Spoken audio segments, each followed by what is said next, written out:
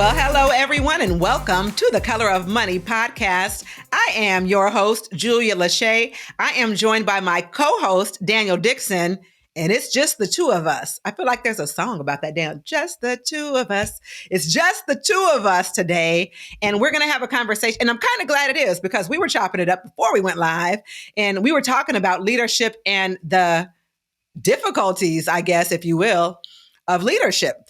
One of the pillars of our wealth building, what does Bo call it? Continuum. Yeah. One of the pillars of the wealth building continuum is leadership. And to me, leadership is first and foremost, leading yourself, right? But for many of us on this wealth building journey, we're not just leading ourselves, we're leading families, we're leading businesses, people in the businesses. For Daniel and I, we're operating principles of a franchised business, a franchised brokerage. We're leading other agents. And there's a lot of challenges that come up in that leadership journey, albeit either your own leadership journey or in the journey of leading people.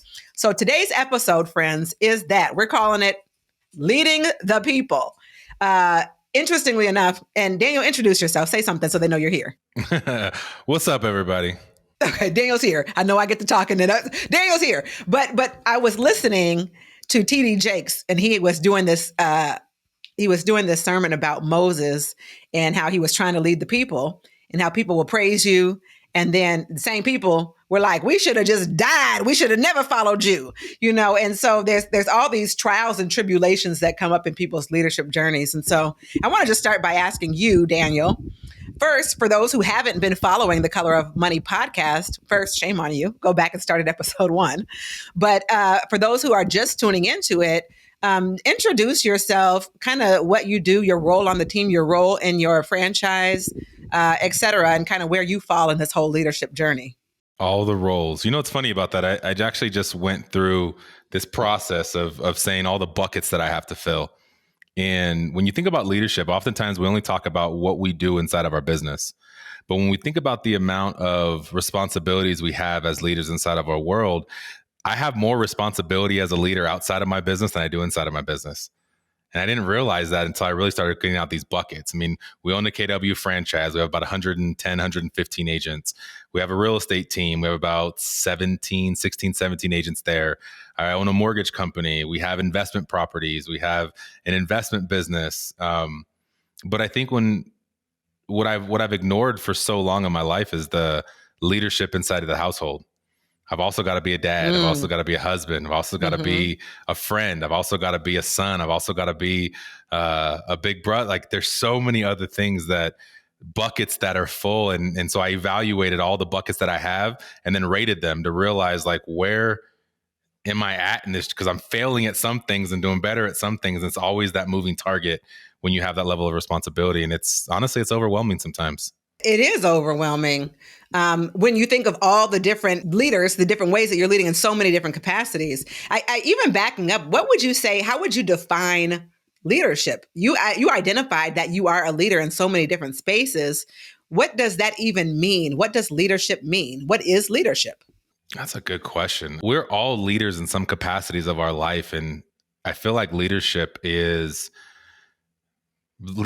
like, it's like leading the way. It's like being a role model, being a mentor, being a coach, which we all do in some capacities inside of our life. But I think as in this industry specifically, we've gotten this whole team trend where everyone wanted to get into leadership and everybody wanted to be responsible for people until it's time to be responsible for people. Okay. And then like right. Part of being a leader is like, I have my own problems that I got to deal with, but then I also have everyone else's problems that I got to continue to deal with too.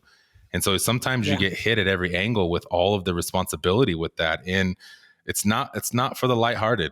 Like it's a badge of honor to be able to call yourself a leader and have people follow you through the brush fire, through the chaos.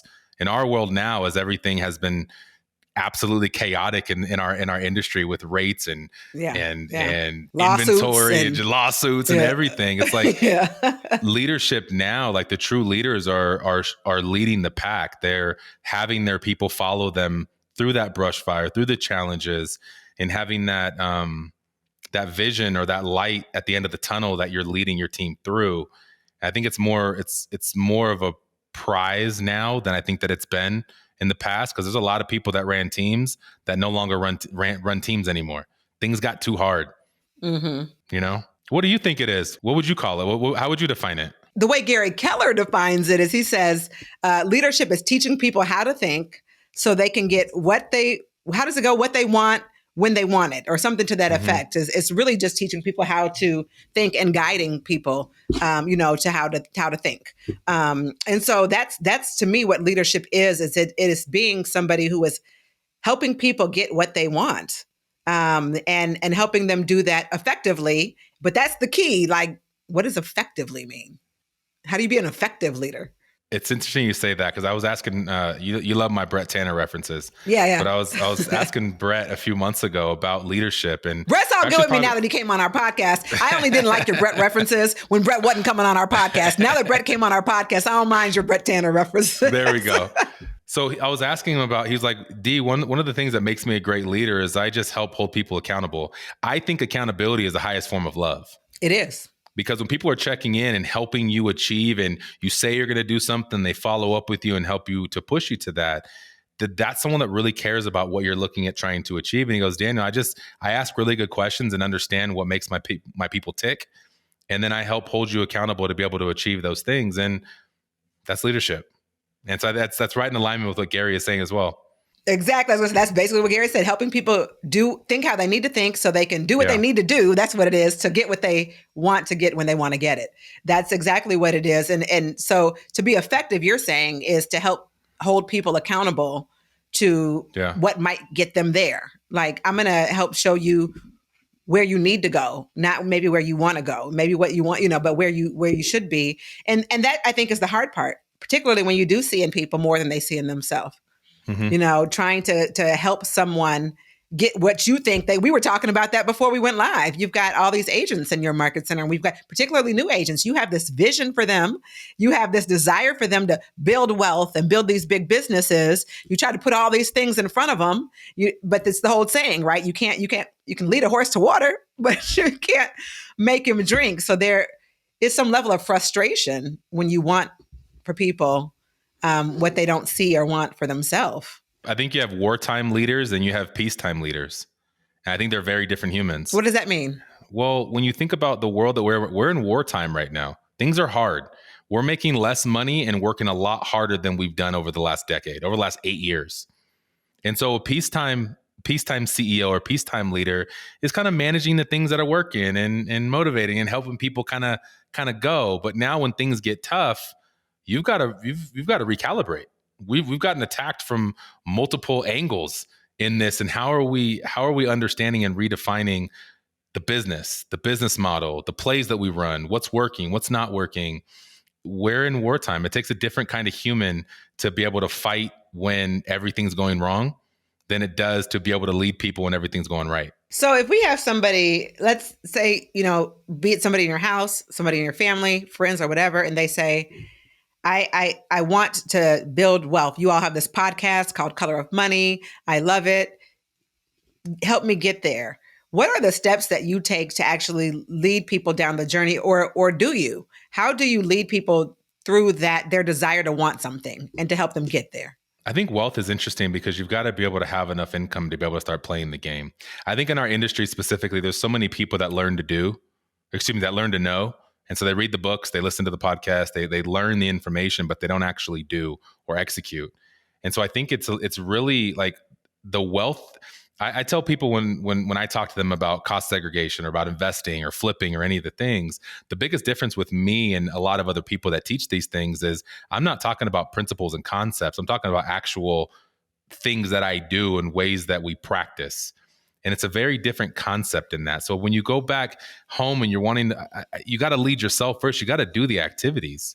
You've got to go get your feet wet. You've got to do the things, and then understanding the pitfalls, the successes on what works, what doesn't work before it's the same thing. You got to lead yourself before you lead others. You got to go do the work. Mm-hmm. I think that's very fair. And you can't, otherwise I feel like you're a fraud. It's almost, I'm being real right now. I hate when people are teaching a class from theory. Don't teach me theory. Correct. I went to a parenting class for mothers one time that was taught by men, right? It was this guy that was teaching it. And I was like, this is some bullshit. Like what? You by default, you have authority that we as the mother don't have. This is the dumbest class I've ever been to in my life, right? I don't want to hear what you think different. It should be. Yeah. Yeah, it's very different. So I think to your point, what you're saying is you model the behavior. Yeah. And that's kind of how you become an effective leader, is by modeling the behavior, which to me, I love good, strong leaders. And it's never anything that they say that attracts me to their leadership. It's what I've watched them do, and I model their behavior and things that I've seen them do. And I find leaders that are like, I see what you did there. I like that. I'm gonna do it like that when it's my turn. And for example, Mark King, we were at an event. And I was mad. I had been there 2 days before he got there, and I was so mad. Oh, I couldn't wait till he got there so that we could talk shit, right? So I was like, and this and this and this. And Mark got there, and he was so presidential, and he was kissing all the babies, and he was shaking all the hands. And we did our thing that we were supposed to do in such a professional and inspirational way that was inspiring to me. And I was like, I like what you did there. Next time I'm mad, I'm gonna do it like that, right? Like I saw what you did there, and I like to model people who are actually leading in that way. Likewise, Mark Willis, when he first came back to KW, he was very inclusive. He was creating a speech for himself, but he included all the departments and all the department heads. And I watched how he looked at everybody and said everybody's name and included and I thought, wow, that is really people feel included in this process. I like that. I'm gonna do that the next time I have an opportunity to do that. But it first started with them actually demonstrating it. I like reading books. I like reading books on leadership, but when I actually see somebody do it in action, and I see how the people that were around them received them and felt, to me, that's an effective leader, when I can model the behavior that you've done. Well, and it's rip off and duplicate. There's people that have done so many things before us. Find the people that you admire or that do it, that you think do it at a high level, because Mark Willis may not work for everybody, or Mark King may not work for everybody. Find the people that resonate with you, and then go model their behaviors and how they operate. The other thing I think is important in leadership is the building of the relationship, or the nature of a relationship. I'm not sure you can really lead. Well, you could. People can be following someone that they don't know at all or have any relationship with. But I think there is some element. I think especially nowadays. Oh, with the whole social media. We think we know people. Yeah. Yeah. Sure. But do you think relationship building plays a part in effective leadership? Yeah, I think it's critical. It's an old saying, right? Like, no one cares about how much you know until they know how much you care. And so when you ask powerful questions to people and understand what makes them tick, and understand why they're doing what they're doing, it makes your ability to coach them and train them and encourage them and lead them a whole lot more effective, versus just talking about theory. Like, the one thing about leadership, like, you can read all the books you want, but you got to be in action. You've got to reflect. You got to try things. Like, there's all these like principles and all the leadership books and everything. But until you try some of these different tools and realize, like, oh, that didn't work, I didn't ask that question the right way. It's an ongoing skill, in my opinion, that continues to grow and evolve over time, as you have the privilege to cast a vision large enough for people to want to follow you. Yeah. So there's this article I was reading recently, and it had like some things that maybe like a leader is or a leader should do. And I think we've mentioned some of them. I'm going to go over some of them. The first one, one of them that's not mentioned that I think we should mention before we start it is, I think a leader is the person that has the vision. Yeah. If you don't have a vision, or you don't know where you're going, or you're not like have goals that you're set on going, why on earth would anybody follow you? You said something that was so spot on the money when we first started this, Daniel. You said, I'm a leader in my own home first. Like, I'm a dad, I'm a husband. I think it's the most critical place to be a leader, obviously, is first in your own home. And I'm guessing, it's a wild guess, but I think I'm right, that you probably drive the vision for your family. Very much. And now, absent that, I think, where do people go with following somebody without a vision? You can't be a leader without a vision. I think that's the first step, is that you have to actually have a vision and know where you're going. Where are you leading your family to? What's the goal for this? What's the end? Honestly, a lot of us single women is the problem. We cannot find men with any vision or any goal. Like, why would I lead you? Why would I let you lead me? You don't even know how to get to the bathroom. Like, come on now. Like, This is the first thing, I think, is actually having a vision. And we had a whole episode, I don't remember what episode it was, where we talked about goal setting. Mm-hmm. So for people out there who are aspiring to take on leadership roles or have better leadership, or even just want to be better leaders in your home, I think the very first step is to write the vision and make it plain. What are you trying to do here?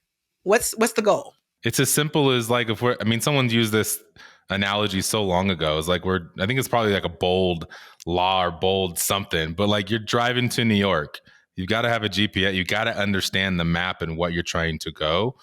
It's the vision on trying to get to New York and then understanding what is the way to actually get there. Right. So it's the goal setting. It's, what's crazy about this though, Julia, is though you think about cult leaders, you think about some religious leaders, and leadership is not always a good thing. The vision may not always be a good vision that is being casted, but it's still a vision. And people are following it and they believe it. And so this article that I was reading goes on to say there's 7 characteristics that great leaders have. And one of those being they're committed to making the people around them better. We kind of talked about that, but the challenge becomes when the people that you're trying to make better don't want to be better. But really, the first thing is not necessarily focusing on your own success, but focusing on how do I make the people who are around me better. And the second step is what you talked about earlier, Daniel, accountability. They actually hold other people accountable. I think most people, whether they think it or not, want to be held accountable and need somebody who they trust to help them do it. Why are you smiling? Do you not think? No, I think, accountability is one of those things that everybody says that they want until it's time to be held accountable. Yeah, well, sure. Yeah. Then they get defensive. And you're just like, wait a minute, like you said you wanted this, and I'm working on my skills as a leader on how do I become more inspiring through accountability? Yeah. Rather than you said you were going to do this and you didn't do it. So like, why didn't you do it? Like it's A plus B equals C. It's a very simple black and white concept. And I'm learning as I'm continuing to grow, accountability is not just black. It is black and white, but how do I inspire you? Like, what would your family think about your activity last week? Like, what are the things that you want to aspire to? And is that effort going to get you the things that you want? Well, man, like how disappointing is that? Like, that's frustrating. How can we make these changes? And it's, I grew up as an athlete. Like we watch film and you get cussed out for what you didn't do well and you go work on it the next week. That doesn't work with everybody in my leadership styles. I've had to learn and grow through that over the years, Well, I think back to the relationship part is there's that thing we talk about, care and candor. In order for you to have candor, you first have to have cared, Mm-hmm. And so I can't just go in if I don't have a relationship to do that, Yeah. And so there is the balance of needing to have some level of relationship in order to hold somebody accountable, because I have to first care before I can be like, can I share something with you? You said, or, holding people accountable to what they said they would do, and maybe they potentially didn't do it. The third thing on this list for the 7 things is that a leader is clear in their communication. Great leaders know how to communicate the vision, right, effectively, and also be clear in your expectations. How does that show up on your team, you think? It's tough. It's tough. I think the vision, I'm really good at casting the vision and getting excited about where we can, the optimism about where we can get to. I think it's getting everyone motivated to hit the standard. I hate the word standard, right? Or expectation, or it's just such a negative with this. The average age of agents on our team is like 28 years old. And so it's this weird dance that I got to do with them, which is like, here's what it's going to take in order to stay on the team. But if you get it under contract, but you don't do lead generation, is that okay? Well, yeah. But the lead generation is for your next under contract, not for the one you do. So it's this weird balance and dance that we got to do. I think that the vision's the fun piece. That's the dreamer in me. That's the dreamer on where do you want to go? It's optimistic. It's fun. It's exciting. I think that doing the work to actually get there is where a lot of people get held up. For sure. But I think that the even though you're saying a lot of people don't, you got to be careful how you communicate. I think there's a lot of value in direct and clear communication. You know, and I don't find direct communication to be rude. I have worked in environments where, and I'm not going to name any organizations that may have been at recently, but I'm going to just say that it was interesting to me how some people take everything to offense with direct communication. Like you do have to add a lot of sugar on it. You do have to like fluff the words. You do have to. But for me, my leadership style, I can remember a time where I had a young lady in my accountability group and she wasn't doing well. And I knew why she wasn't doing well. I knew exactly why she wasn't doing well. She had a bad attitude. She said things that, I knew all the reasons why what she was trying to do wasn't working, but I kept trying to say it so nicely and so gently and, try to go around the bush and you try to, use all these top diagrams and pictures and all these extra things. And ultimately, when she failed, I felt responsible. And it was like, I should have just outrightly told her, here's the problem. It's A, B, and C. And this is how you can correct it. But by not having direct communication, I think I failed as a leader. And now maybe she wouldn't have done A, B, and C. But at least to me, your job as a leader is to give the clear and direct communication on how it could be done differently or better, or to help them get what they want to get.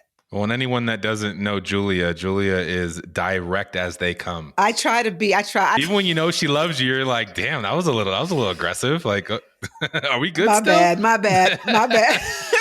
One of the things I learned, I don't remember if this was Phil Jones. I don't remember what it was where I learned this. And one of the things that's absolutely changed my ability to be direct is asking for permission. Yeah. Like, Julia, do I have your permission to be honest with you? Yeah. If you say yes, I can go in on you. Yeah. If you say no, then we can schedule another time to talk about it. But just getting that buy-in and that acceptance to allow me to be curt with you, it really goes a long way with just being able to be blunt without just being an ass. And I understand people do have different styles and different approaches. One of my sister friends, she always says, she models behavior for me. She's like, see how I asked you that question in that way? So, because I'm very direct. She's like, see how I didn't just directly tell you that was stupid, right? Like I just asked some questions that made you think that maybe that wasn't the smartest thing, but there are different styles of communication. But I guess where I'm going with that and where I agree wholeheartedly with the fact that number 3 says clear communication is that if people don't know what your expectations are, they don't know where they're going, or you haven't clearly communicated what the vision is, it's nearly impossible to expect people to meet the standard, if we're going to use that word, for something that you haven't even articulated. The 4th one you already talked about was take initiative, right? Nobody's following somebody who's sitting around doing nothing. You can't follow somebody who's sitting around doing nothing. You're not going anywhere. So there is the ability to take initiative. And I think that shows up in so many ways where you can tell a follower from a leader easily by who actually took the initiative to do something or who's sitting around waiting on somebody to do something. Well, it's a simple concept of just execution. If you can get your thoughts out, then you just got to do. It's just got to do at that point. Just do, right? It's not, you don't have to think about it anymore. We try to get I remember when I was playing football when I was younger, and a lot of my coaches always used to say, we got to continue to practice and practice hard because we want to take the thinking out of the sport.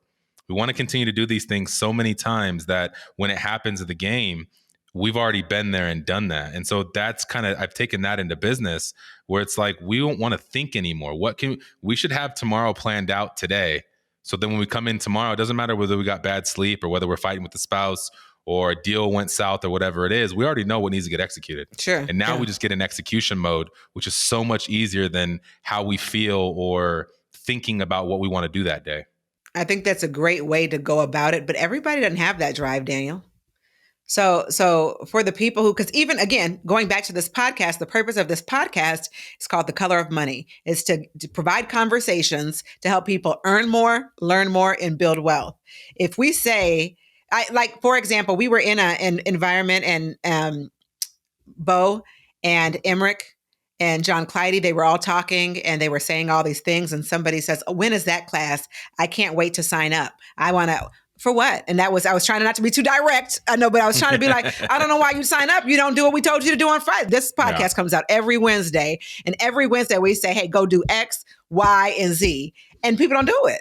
You don't take the initiative to do it. And so they were waiting on a class. And I'm thinking like, you waiting on a class just to sign up to still not do what we said, which was free. This is free. This doesn't cost no money to take leadership classes, to take financial classes, to take how to start up, all the things that we have these wonderful guests that come on here and share. But for whatever reason, people don't take the initiative. I think one of the things, Julia, is like for me, and I think for a lot of agents in our world, like my job as a leader is to remove obstacles, to allow my leaders to continue to grow and expand and do those things, right? And so one thing that we say in our world is clarity equals speed. If we can see clear on what it is, we're going to be able to move faster towards it. That's good. And so I don't even think that you have to have the drive to execute. You just got to have clarity on what it needs to look like. It's your to-do list.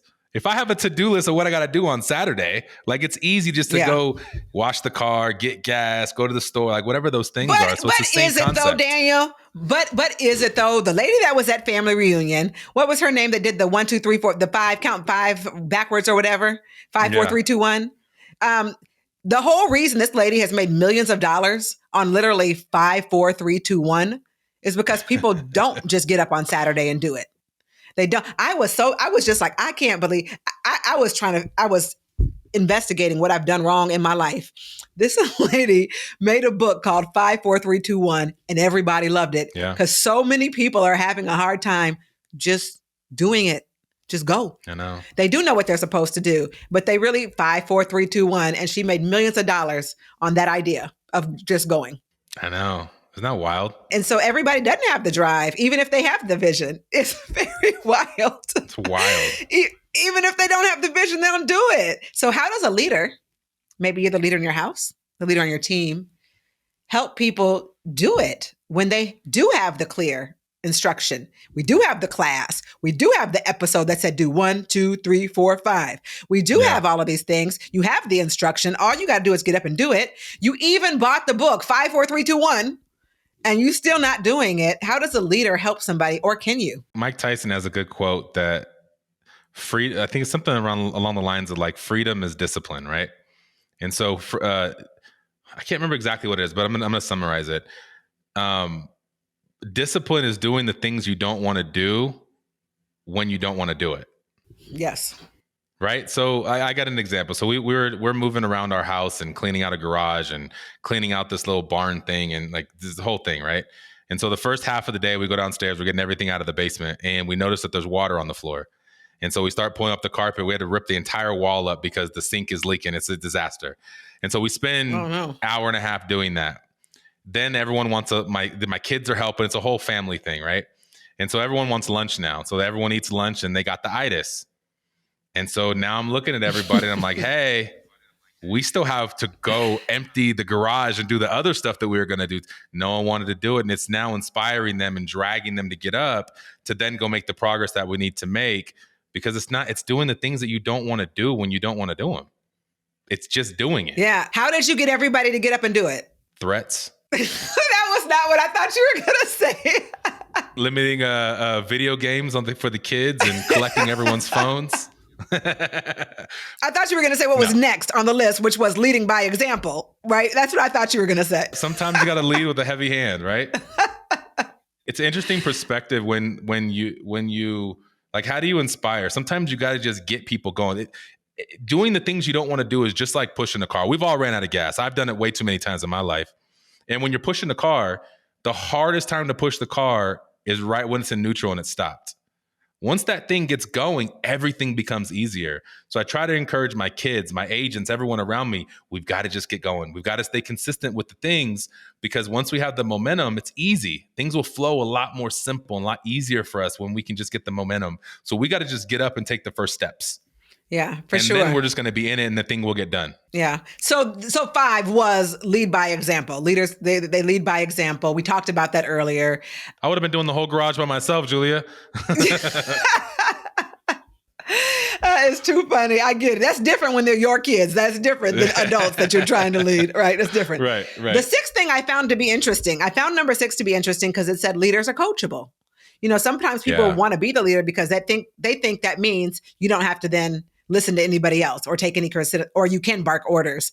And really the reality is a good leader is coachable. They do take constructive criticism. You are willing to listen to people say that wasn't how you should do it. But I think that takes a lot of humility, to be able to actually receive that kind of feedback from somebody and implement it and do that. So that's the sixth thing, is actually being coachable. And it's a hard thing because it's like the difference with critiquing somebody and helping somebody is just in the way that they hear it, right? Yeah. Or the way that you say it. I guess sometimes I could be critical, but yeah. Yeah. But when you know that I care about you and I'm invested in your success, then me coaching them makes it a lot easier, not just sitting here from the top making, telling people what to do. We were just talking about this today on the sales floor as our lenders are lead generating with us with the real estate team. My agents were helping coach them. And it was a really defining moment for those lenders to realize, like, you're going to listen to these guys that lead generate every day and you're going to take their information and get better, or you're going to get defensive and say why you did something and keep trying to defend it and just stay where you're at. And that's why we search for athletes when we look for agents and people to bring into our world, because naturally you are, maybe not everyone's coachable, but a lot of times when you've played a sport, a collegiate sport, a high school sport, you've had to be in that lane of you have to be coached, and sometimes you got to be coached hard. Yeah. Yeah. And so last but not least, number 7 on this list of effective leaders and what makes a leader a great leader is number 7 is they're willing to do any job. And, from mopping the floor to, whatever. When I got this role as the operating principal, the OP, we call it, person responsible for the franchise, somebody in one of the agents said, I just love this story so much. I love watching your journey because didn't you start by answering the phones at the front desk? And in their mind, that's all that they remember of me was they thought I was the person that was the front desk agent. I wasn't. It was because nobody else was answering the phone. Yeah. Right. So I was like, I love that you think that was the story, like, no, that wasn't the story. The story was there was no front desk person. They had been let go. So who's supposed to answer the phone when the phone rings? Yeah. So I sat at the front desk and I answered the phone. It's a great day at Keller Williams. How can I help you? And they thought in their mind all these years, 20 years, that I started by answering the phone. I did not. That was because there was nobody else to answer the phone. So I answered the phone. And so if there's something to be done, most good leaders, it's not beneath you to do it, and I'm sure, Daniel, there's a bunch of things you'd rather not do. Oh, yeah. But I think it's different when you're out doing it with them. Like sure. Brett Tanner is incredible, but he told me, he was like, Daniel, you're too far away from your team in your office. You need to be out on the sales floor.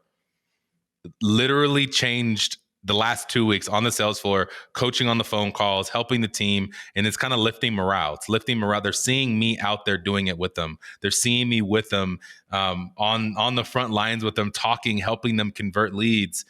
And that creates the buy-in. I'm making phone calls with them. I'm showing buyers. I'm taking listings. I'm doing loans. We're doing all the things together. And it creates a little bit more buy-in versus sitting at the top directing people on what to do. Well, Daniel, I think we've said a mouthful, and obviously there's a lot of other good leaders and people who we would want to hear from, i.e. our other podcast hosts, Emmerich, Peace, Bowman, Keedy. So the next leadership conversation, we'll make sure we include them on that. But final words, what's the last thing you would want people to know about leadership as it relates to the color of money? Look inward first. Lead yourself effectively. Lead yourself consistently. Lead by example.